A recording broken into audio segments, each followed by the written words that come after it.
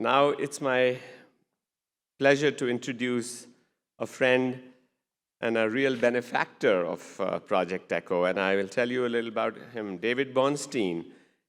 David Bornstein is a New York Times writer. He is known all over the world.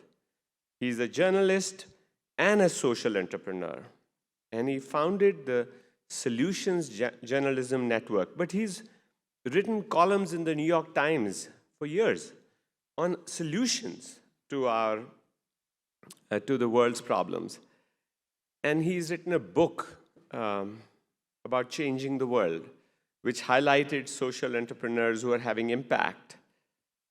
His relationship with ECHO is also very critical in that, of course, we had published in the New England Journal of Medicine and all of that, but in 2014, he wrote an article in the New York Times. It was called The Power to Cure Multiplied. And he highlighted the ECHO project in that, and that resulted in a huge increase in awareness of ECHO. And thank you, David, for doing that. And now he has really, in addition to writing a lot about change makers and scaling social innovations, and of course, there's a copy of his book. I want to thank him for considering of using ECHO in his Solutions Journalism Network to empower rural journalists in small towns to do better, to create solutions in this politically embattled country. Thank you, David, for coming all the way, and we look forward to hearing from you.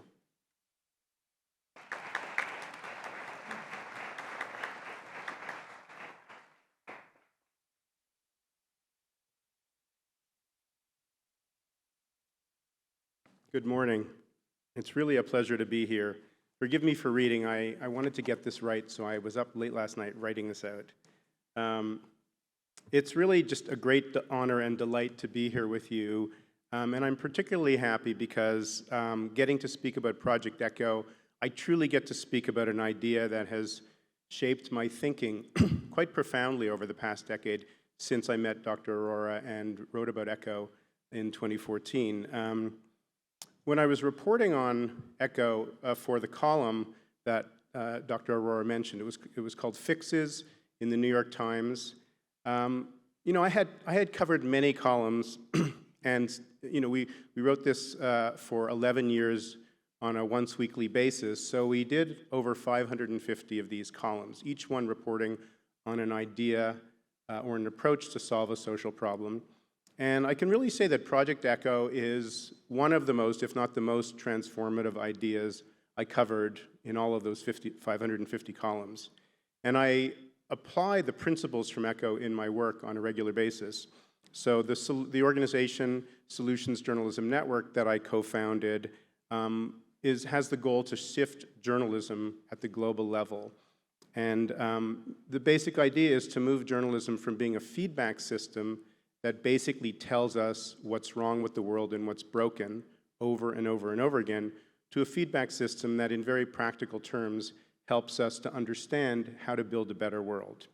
As we try to figure out how to shift the thinking and the practice of journalists around the world, thousands of journalists working in thousands of news organizations, we've been using many of the Project ECHO principles and have talked to Dr. Arora about actually using the platform itself. So this is very, very direct to my work.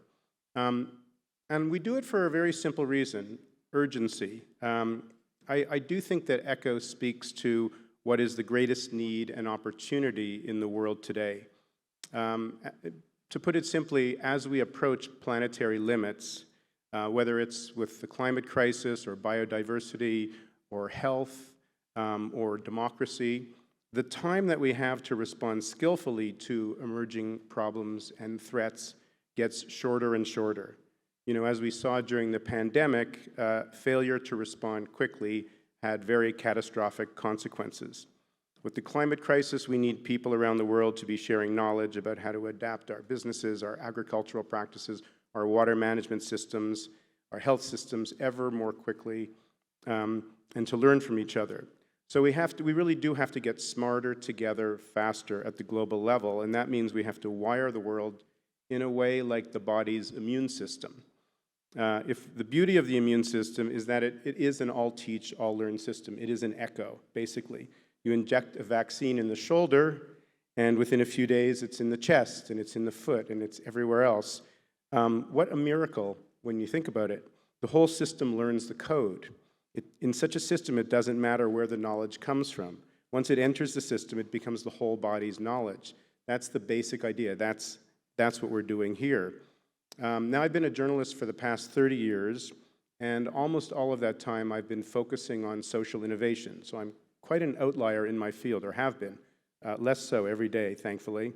But I now recognize that the most powerful changes I saw during those 30 years were following the same learning model that we're talking about today. So 30 years ago, for example, I spent 5 years and a year in rural Bangladesh researching and writing a book on the Grameen Bank, the anti-poverty organization that won the Nobel Peace Prize in 2006. So for those of you who don't know what the Grameen Bank is, and the name just means the village bank, it's an organization that globalized the idea of microfinance, which is essentially a method of opening up the world's banking systems to people who have historically been excluded from formal financial services and because of that have remained impoverished. So the Grameen Bank focused its work on villagers in Bangladesh, almost exclusively women borrowers. And along the way, the bank showed that people who have always been defined, or who had always been defined as, quote, needy beneficiaries, were in fact highly creative, enterprising, and courageous. From a financial perspective, they also proved to be very dependable credit risks, which meant quite a big thing to the bankers. So over the decades, the bank has made over $12 billion in loans to 8 million Bangladeshi families.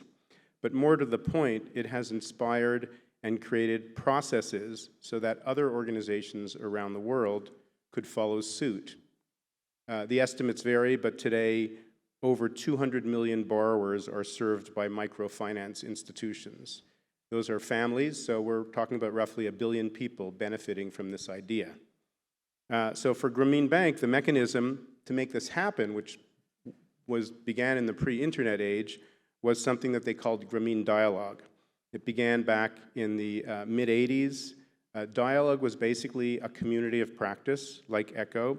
Groups of 30 to 40 people from around the world, from development organizations, would come to Bangladesh to learn from the Grameen Bank's workers who were out in the field, and to learn from one another in a very disciplined, contextual, case-based approach. So for example, they would look at questions like, how do you avoid theft when you're carrying money through villages? How do you deal with threats from traditional moneylenders? How do you structure the loans? How many installments should they have? How much interest is ethical to charge yet still makes the organization financially sustainable? How do you form a borrowing group that creates mutual accountability? These are very practical, case-based problems that people would come together and learn from each other around. Pulling back, these dialogues went on to shift the thinking and practice in development organizations around the world. It's not an exaggeration. I watched this movement grow, amazed at how the hard-won expertise gained by village bankers who were managing loans in thatched huts, tin roof huts, in the heat and the monsoon season in Bangladeshi villages, ended up shifting global banking knowledge and practice.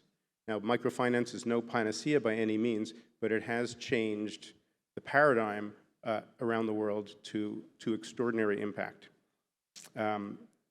Like ECHO, it didn't happen haphazardly. It happened through a very intentional, disciplined effort to share not just ideas, not just to diffuse ideas, but to share specific case-based learning in the context in which that learning was happening.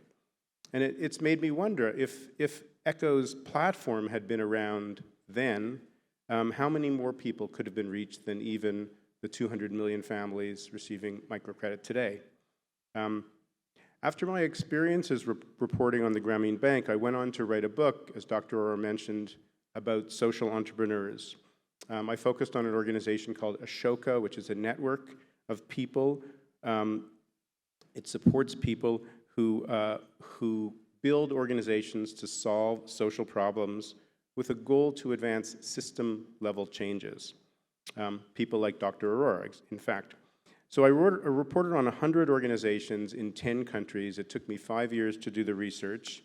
And again, I saw the same pattern I'm describing here. The groups consistently that were making the most dramatic progress had a set of qualities that were quite similar.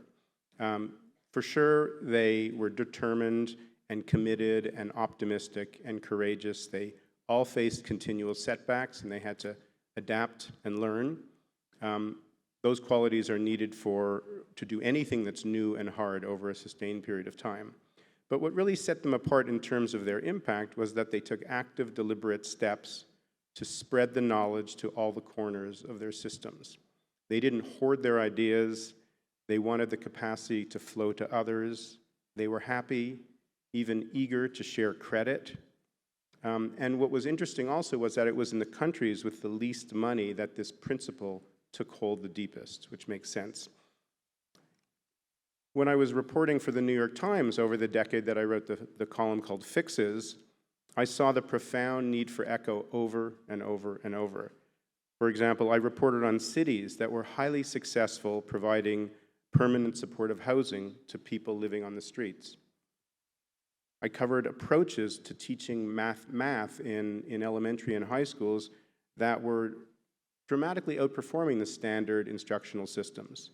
I reported on hospitals that were doing better jobs than others, reducing central line infections or sepsis or surgical site infections or ventilator-related pneumonia. I looked at organizations that were far more successful helping youth in the foster care system to transition to an independent adulthood. I looked at animal shelters that killed far fewer cats and dogs than the vast majority of shelters around the country. In almost all of these cases, the approaches that were producing significantly better results were highly replicable, but they were only being used in a small subset of places where they were needed.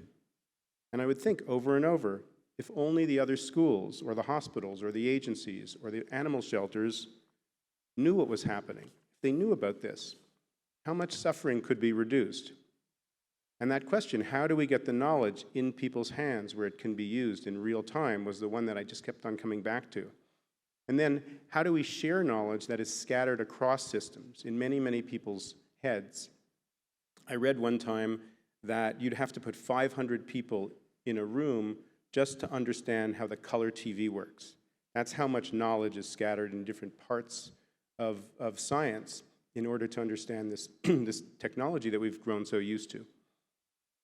So, and this came up over and over in interviews with people. I remember a nurse I spoke with many years ago who shared with me that she found that if she always put sort of yellow sticky tape on the wall behind a bed of a patient to remind her to elevate the bed if it was an older patient who was on a ventilator, it dramatically reduced pneumonia. So she shared this with her colleagues, and then it ended up being shared through multiple hospital systems, the yellow sticky tape solution, and it saved many, many lives from pneumonia, this very simple, very contextual-based solution to a problem that every hospital in the country probably faces. So there's so much of this kind of knowledge that's hidden in systems. It's in people's heads. It's knowledge that is often developed because people care, because people love, and they want to help. And that knowledge is very often not being transmitted as well as it could be, which is why your work is just so vital. Many years ago, my father had a brain aneurysm, and he had surgery at the Montreal Neurological Hospital to put a clip in his brain. The day after the operation, we asked the surgeon, how did it go? He was, he said hopeful, but we're not sure yet. And we were also nervous. And then I spoke to one nurse who was watching my father as he was sleeping, and she said to me, she said, I feel very hopeful. I think he's going to do very well, your father. And I said, how do you know that? And she said, the patients who sleep with their feet crossed always seem to do better. We don't know why, but that's what we've seen. And she had been a nurse for many, many years, and sure enough, she was absolutely right. So she had some knowledge that the surgeon didn't have, but she'd been with these patients.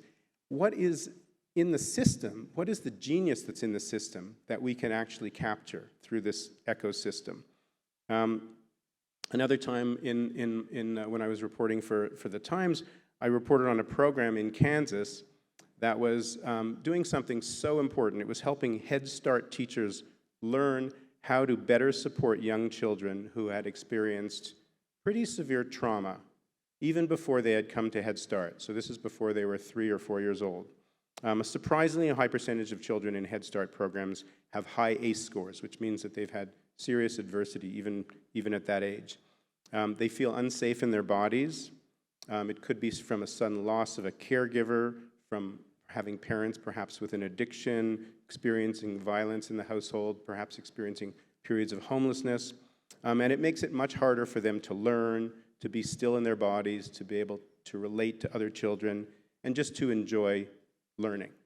The Head Start instructors were learning methods that had been developed through an evidence-based trauma intervention therapy. And through this, they began to notice when the children were acting in ways that indicated that the children felt unsafe. And this often manifested as outbursts. But instead of assuming that the children were behaving badly or seeking attention and giving them timeouts, which is a truly crazy thing to do to a child who feels unsafe, to ask them to go sit in the corner facing the wall, they learned how to attune to the children, how to validate their experiences, and then how to practice techniques to calm themselves, to soothe their own bodies. These techniques, the data showed, there was evidence, made a significant difference even in a period over months in terms of the children being able to rejoin circle time, to learn their ABCs, to make friends with other kids, to stop wetting their beds at home, things like that. And in short, it put them on a far more hopeful trajectory to succeed when they entered kindergarten, which is the goal of Head Start. I was later told by the program director that within the 4 years after my column was published, more than 200 organizations across the United States adopted the Head Start Trauma Smart approach, which was what the organization was called. But my question after I heard this and thinking now for you was how faithfully was that approach adopted? I have no idea. And that's really the question. I now know that you need a rigorous approach like ECHO to go beyond merely diffusing an idea or inspiring people with results to genuinely building people's contextually based problem-solving capacity.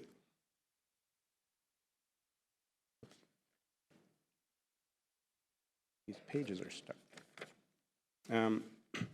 So if I pull back, I think pretty much every person who works with children should understand the power of what these Head Start instructors learn, the power of these responses.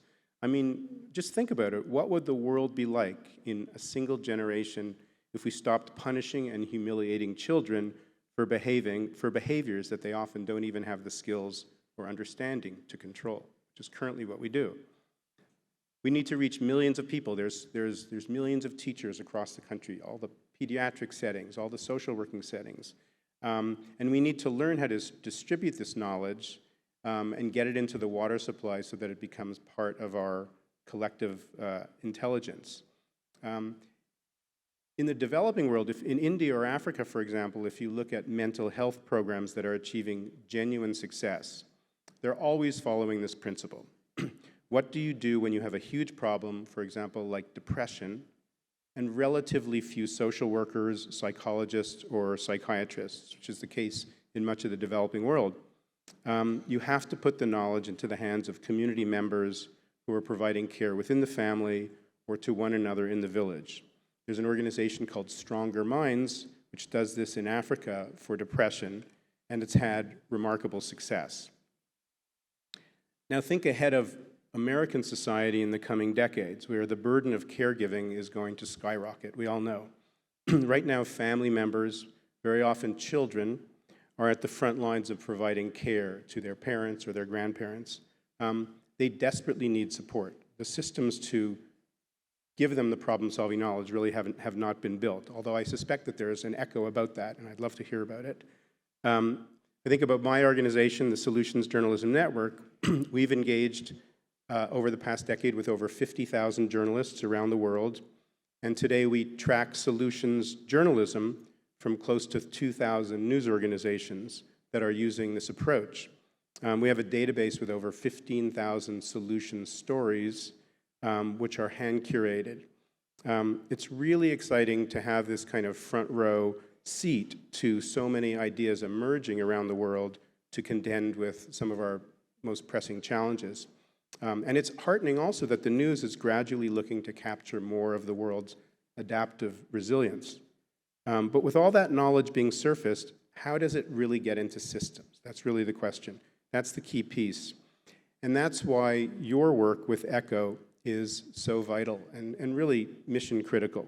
I believe that you're at the forefront of figuring out how to share and integrate problem-solving knowledge in all of these kinds of institutional contexts so that it can get into the hands of the people who need it exactly when they need it. In our culture, that's actually a pretty radical act to let go of ownership of knowledge. ECHO runs counter to our most basic institutional tendencies and incentives. I mean, we spend years acquiring the knowledge and the experience, often at great expense.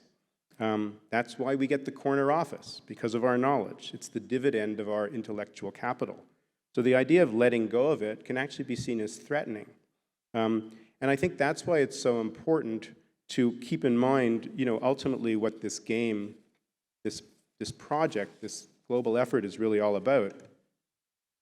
I remember reading the study that was published in the New England Journal of Medicine in 2011 about Project ECHO, where it showed that the primary care clinicians who were out in the field were getting better results treating patients with hepatitis C than the doctors here at the University of New Mexico.